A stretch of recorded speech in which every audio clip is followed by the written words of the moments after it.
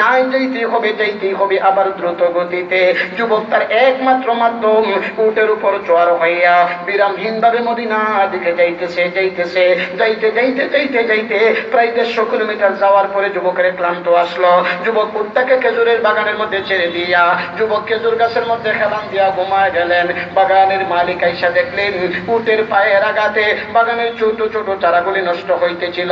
উটটাকে বাগান থেকে তাড়ানোর জন্য ছোট্ট একটা পাথর দ্বারা ডিল দিলেন, ইটা বুঝেননি, ইটা ছোট্ট একটা পাথর দ্বারা ডিল দিলেন, ইটা দিলেন। ওই পাথরটা উটের বুক বরাবর পড়ার সাথে সাথে উটটা মারা যায়। বাগানের মালিক আফসোস করে বলতে লাগলেন, আল্লাহ, আমি তো উটটাকে মারার জন্য পাথর মারি নাই, বাগান থেকে তাড়ানোর জন্য পাথর দ্বারা ডিল দিলাম, ইটা দিলাম, কিন্তু উটটা তো মারা গেল। এখন আমি যুবকের কাছে কি জবাব দিব? ও মুসলমান ভাই, এদিক দিয়ে যুবকটা ঘুম থেকে উঠে দেখলো তার উটটা মারা গেছে। জিজ্ঞাসা করলো বাগানের মালিক, আমার উটটারে কে মারছে, কে হত্যা করছে, তুমি দেখছো নি? বাগানের মালিক বলে, যুবক রে, তোমার উটটাকে মারার জন্য নয়, বাগান থেকে তাড়ানোর জন্য আমি যখন পাথর দ্বারা ডিল দিলাম উটটা মারা গেল।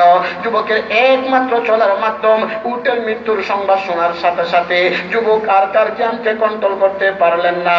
এবার বাগানের মালিক দাড়ির মধ্যে ধরে ঝাঁকুনি দিতে শুরু করে দিলেন। বাগানের মালিক ছিল অসুস্থ, বাগানের মালিক সাথে সাথে মারা যায়। যুবক আফসোস করে বলতে লাগলেন, আল্লাহ, আমি একজন নিরপরাধ মানুষকে হত্যা করে ফেলছি, এর জন্য আমি খুনি, এর জন্য আমি অপরাধী। ও আল্লাহ, আমি খুনি হইয়া খবরে যেতে চাই না, আমি পবিত্র হইয়া খবরে যেতে চাই। এই কথা বলে যুবকটা বাগানের মধ্যে দাঁড়ায় রইলেন। কিছুক্ষণ পরে বাগানের মালিকের 2টা সন্তান বাগানের ভিতরে ঢুকলেন। ঢুকিয়ে দেখে তাদের বাবার লাশ, পাশে একটা উট মইরা পইরা রইছে, উটের পাশে একটা নওজোয়ান যুবক দাঁড়ায় রইছে। জিজ্ঞাসা করো, যুবক রে, আমার বাবারে কে হত্যা করছে, তুমি দেখছো নাকি? এ যুবক বাড়া, দুনিয়ার কেউ দেখে নাই। যুবকটা তখন চাইলে মিথ্যা কথা বলতে পারতো কি পারতো না? আরো জোরে বলেন, পারতো কি পারতো না? কিন্তু না, যুবকটা অপরকে স্বীকার করলেন, ও বাগানের মালিক ছেলেরা, তোমার বাবারে হত্যা করছি আমি একজন খুনি, আমি একজন অপরাধী, আমি খুনি হইয়া খবরে যেতে চাই না, আমি পবিত্র হইয়া খবরে যেতে চাই, আমাকে বিচারকের দরবারে নিয়ে যাও। মুসলমান ভাইরা আমার, তখনকার যুগটা ছিল খলিফাতুল মুসলিমিন হযরত ওমর রাদিয়াল্লাহু তাআলা আনহুর জামানা। যুবকটাকে বিচারকের দরবারে নিয়ে যাওয়া হলো। যুবকটা সমস্ত কথা অপটকে স্বীকার করে ফেললেন। বিচারক এবার রায় দিয়া দিলেন, রায় হত্যার বদলে হত্যা। আগামী জুমার দিন জুমার নামাজের পরে তোমাকে ফাঁসির কাস্টে ঝুলিয়ে হত্যা করা হবে। মুসলমান ভাইরা আমার, দুনিয়ার নিয়ম অনুযায়ী, দুনিয়ার সিস্টেম অনুযায়ী একজন ফাঁসির আসামিকে ফাঁসি দেওয়ার আগে জিজ্ঞাসা করা হয়, তোমার শেষ কোনো চাওয়া পাওয়া আসেনি? যুবকটাকে জিজ্ঞাসা করলো, যুবক রে, আগামী জুমার দিন জুমার নামাজের পরে তোমাকে ফাঁসির কাস্টে ঝুলিয়ে হত্যা করা হবে, তোমার শেষ কোনো চাওয়া পাওয়া আসেনি? যুবক বলে, আমিরুল মুমিনিন, আপনার কাছে আমার 2টা চাওয়া।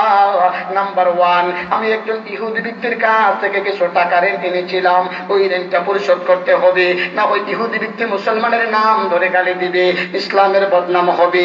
2 নাম্বার হলো, আমি শেষবারের মতো একটা নজর আমার ফ্যামিলির মানুষের সাথে একটু দেখা করতে চাই। আমিরুল মুমিনিন বলে, যুবক, মদিনা থেকে 350 মাইল দূরে তোমার বাড়ি, তোমারে অনুমতি দিলে তুমি যে বাড়ি গেলে আবার ফিরত আসবা তার কোনো গ্যারান্টি নাই, এইভাবে অনুমতি দেওয়া যাইতে পারে না। আর যদি তুমি কাউকে জিম্মাদার অথবা জামিনদার বানায় যাইতে পারো তাহলে অনুমতি দেওয়া যাইতে পারে। যুবক বলে, আমিরুল মুমিনিন, মদিনা থেকে 350 মাইল দূরে আমার বাড়ি, এখানে আমার মা নাই, বাবা নাই, বন্ধু বান্ধব বলতে কেউ নাই, কে আমার জামিনদার হবে, জিম্মাদার হবে? যুবকটা বারবার চেহারাটা ঘুরাইয়া ঘুরাইয়া ফিরাইয়া মজলিসের এদিক সেদিকে তাকাইতে থাকে। এমন সময় দেখা যায় মজলিসের মাঝখান থেকে একজন মানুষ দাঁড়ায়া যায়। এই মানুষটা আবার সাধারণ কোনো মানুষ না, আল্লাহর নবীর খাদেম হযরত আবু যর গফারি রাদিয়াল্লাহু তাআলা আনহু। কেমন খাদেম হযরত আবু যর গফারি, খাদেমে खैरुल बशर खिदमत में जिंदगी भर ना बनाया अपने घर। নবীজির এমন একজন খাদেম, নবীজির খেদমত করতে করতে নিজের জন্য কোনোদিন একটা ঘর পর্যন্ত বানাইতে পারে নাই। আবু যর গফারি রাদিয়াল্লাহু তাআলা আনহু দাঁড়ায়া বলেন, লাব্বাইকা আমিরুল মুমিনিন, আমি ওই যুবকের জিম্মাদার হয়ে গেলাম। আমিরুল মুমিনিন বলে, আবু যর গফারি, যুবকটা কিন্তু অপরাধী, সে যদি না আসে তার পরিবর্তিতে তোমাকে কিন্তু ফাঁসির কাস্টে জ্বলতে হবে। আবু যর গফারি রাদিয়াল্লাহু তাআলা আনহু ফরমান, ও আমিরুল মুমিনিন, আল্লাহর নবীর একটা হাদিস হইল, আল মুসলিমু আখুল মুসলিম, এক মুসলমান আরেক মুসলমানের ভাই, সে আমার ভাই, কোনো অসুবিধা নাই, আপনার যুবকটাকে বিদায় দিয়া দেন, সে যদি না আসে তার পরিবর্তিতে আমি ফাঁসির কাস্টে জ্বলবো, কোনো অসুবিধা নাই। এবার যুবকটাকে বিদায় দেওয়া হলো।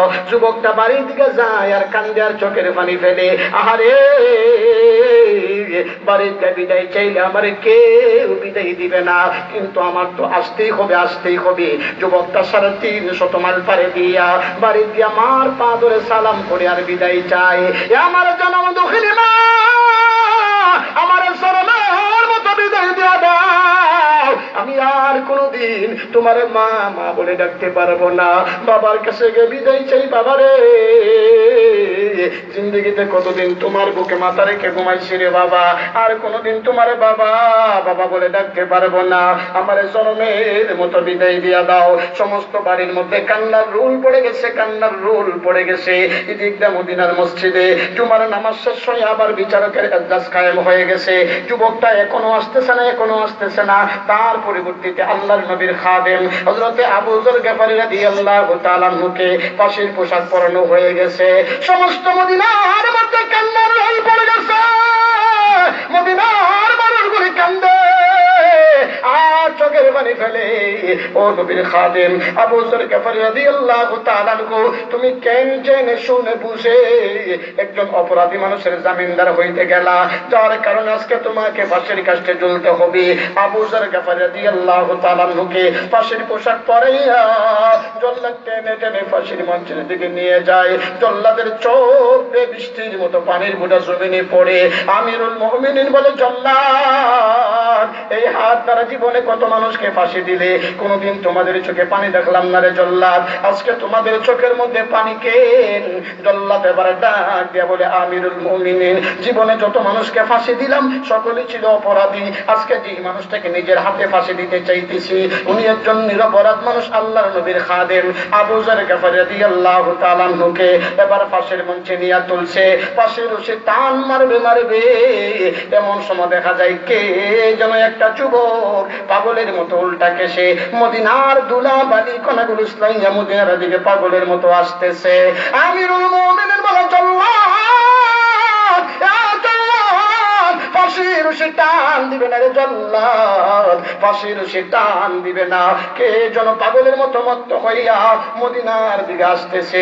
এমনি করে দেখা যায় 350 মাইল পারে দিয়া ওই যুবকটা বিচারকের এজলাসের সামনে দাঁড়াইয়া 2 হাত জোর করে ক্ষমা চায়, ও আমিরুল মুমিনিন, আমি নির্ধারিত সময়ে বাড়ি থেকে বের হয়েছিলাম, মাঝপথে আমার ঘোড়ার পায়ে একটু সমস্যা হওয়ার কারণে আমার আসতে একটু দেরি হয়ে গেছে, আল্লাহর রাস্তে আমার মাফ করে দিয়া আবু যর গফারিকে ফাঁসির মঞ্চে থেকে নামাইয়া আমাকে আপনি ফাঁসির মঞ্চে নিয়ে তুলেন। এবার আল্লাহর নবীর খাদেম আবু যর গফারি রাদিয়াল্লাহু তাআলা আনহুকে ফাঁসির মঞ্চে থেকে নামাইয়া ওই যুবকটাকে ফাঁসির পোশাক পরাইয়া যখন ফাঁসির মঞ্চে নিয়ে তুলছে, আমিরুল মুমিনিন যুবকটাকে ডাক দিয়া কাছে নিয়ে কপালের মধ্যে চুমা খায় আর বলতে থাকে, এ যুবক, যেই যুবক 350 মাইল পাড়ি দিয়া ফাঁসির রশি গলায় নেওয়ার জন্য মদিনায় আসতে পারে, এই যুবক ইচ্ছা করে কোনোদিন কোনো মানুষকে হত্যা করতে পারে না। তবে ইসলামী রাষ্ট্রে ইসলামী আইন হল হত্যার বদলে হত্যা, ইসলামের আইন না হলে আমি আমিরুল মুমিনিন তোমার মতো যুবককে ফাঁসি দিতাম না। এই কথা বলার সাথে সাথে 2টা যুবক দাঁড়ায় কই, ও আমিরুল মুমিনিন, এই যুবকের সততা, এই যুবকের সত্যবাদিতা, এই যুবকের উদারতা দেখে আমরা তার প্রতি মুগ্ধ হয়ে গেলাম। আমরা হইলাম ওই বাগানের মালিকের হত্যাকারী 2টা সন্তান, আমরা আমার বাবার হত্যার বদলা হত্যার প্রতিশোধ আর নিতে চাই না। এই যুবকটাকে মাফ করে দিয়া আমাদের ভাই হিসাবে গ্রহণ করে নিলাম। সম্মানিত শুধু তাহলে আজকের মাহফিল সফল হবে, আজকের মাহফিল সার্থক হবে যদি আমরা বুকে হাত দিয়ে অঙ্গীকার করতে পারি, আল্লাহ আমার যদি জীবন চলে যেতে পারে চলে যাক, কোনো অসুবিধা নাই। প্রয়োজন হলে ফাঁসির মঞ্চে দাঁড়াইয়া ফাঁসির রশি গলায় নিয়েও আমরা সত্যের স্লোগান দিব, এরপরও বাতিলের কাছে মাথা নত করব। আল্লাহ আমাদেরকে সত্য বলার তৌফিক দান করুন, আমরা সকলে বলি আমিন। আরেকটু আকবারি 5 মিনিটের ভিতরেই আলোচনা শেষ করার চেষ্টা করব, রাত অনেক হয়েছে। চলুন আরেকটু আকবারি সূরাতুল কাউসারের আলোচ্য বিষয় কি আল্লামা আব্দুল হক হাক্কানী রাহমাতুল্লাহি আলাইহি তাফসীর হাক্কানীতে উল্লেখ করেন, সূরাতুল কাউসারের আলোচ্য বিষয় হলো শানে রাসূল। সূরাতুল কাউসারের আলোচ্য বিষয় কি? শানে রাসূল। উলামায়ে কেরাম আছে শানে রাসূল সম্পর্কে আলোচনা করতে গেলে কমপক্ষে ফরসি গতিতে, ফরসি বুঝুন তো, কিরিজি ফরসি মুরব্বীরা বুঝবেন না, যুবকরা বুঝবেন, ফরসি গতিতে যদি আমি আলোচনা করি কমপক্ষে 2-3 ঘন্টা সময় দরকার। কিন্তু আমি তো এখানে 9টা বাজে আসছি, কিন্তু তুলতে তুলতে প্রায় 12টা। আচ্ছা যাই হোক, তাহলে আজকে আমরা এতটুকু জেনে রাখি যে সূরাতুল কাউসারের আলোচ্য বিষয় হলো শানে রাসূল। এতটুকু আমরা জেনে রাখি যে আলোচ্য বিষয়টা শানে রাসূল।